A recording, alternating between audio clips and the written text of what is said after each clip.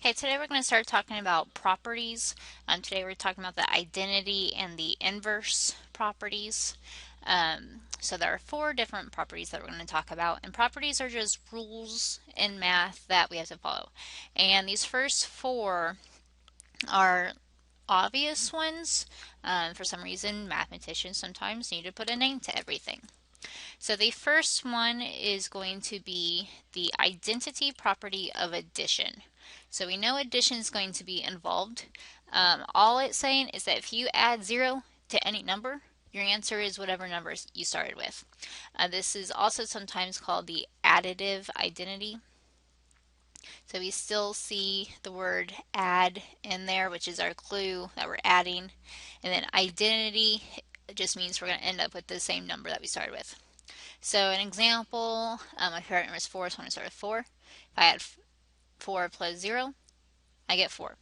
So that just means 0 plus any number is going to give me the number I started with. The identity property of multiplication, we can predict that we're going to use multiplication. It says that if we multiply 1 by any number, we're going to end up with the number we started with. And this is also called the multiplicative identity. So we still see kind of the word multiply in it. No, I spelled that wrong.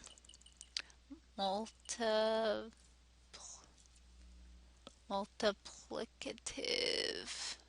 There. Multiplicative identity. So multiplicative is just a fancy word or fancy way to say multiply. So again, if I use number 4, 4 times 1 is going to give me 4.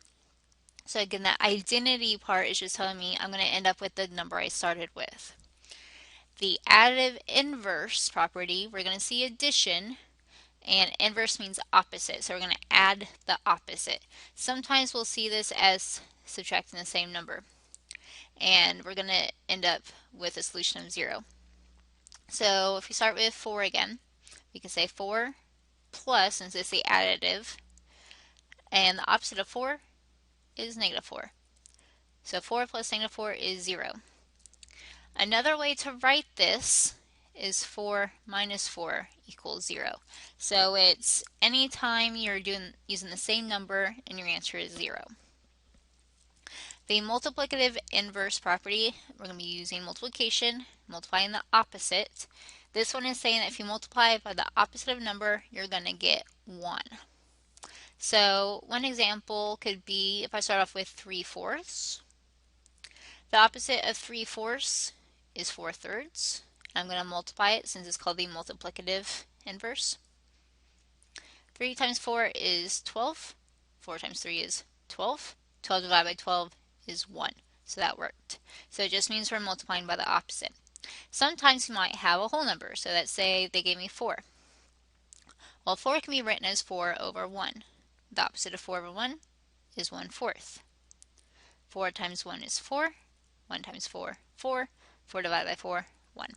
So again, we still get 1. So multiplicative inverse, you are multiplying by the opposite. So we will see some fractions here, but the fractions are just being flipped. Okay, so we have 6 examples, and we just want to say what property is being used. So example 1, I'm adding. So I know it's one of my adding properties. I'm adding 0. That was the additive identity, because we're not doing anything with the opposite. Number 2, 1/4 times 4 equals 1. So I know I'm using multiplication. And 1/4 and 4 are opposites. It's actually the example I gave up here. So that is the multiplicative inverse.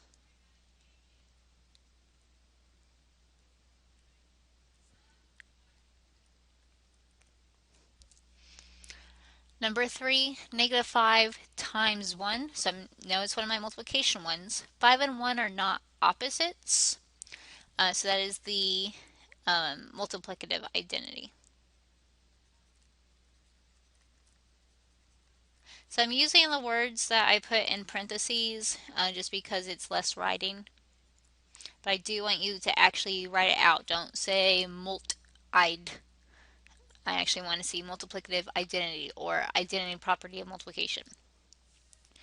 -5 plus 5, so I'm seeing addition here. And -5 and 5 are opposites, so I know that's the additive inverse,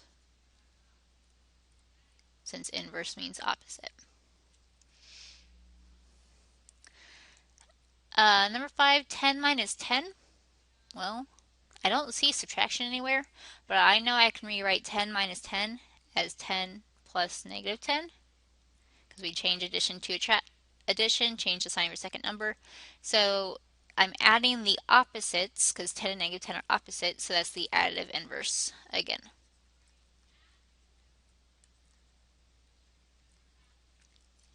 The last one, number 6, 0 plus -3. Well, 0 and -3 are not opposites, and I see addition, so I know that's the additive identity. So you just want to look, do I have opposites? Am I adding? Am I multiplying? What am I doing? You can leave your notes out when you're doing your homework. That is perfectly fine. Please let me know if you have any questions.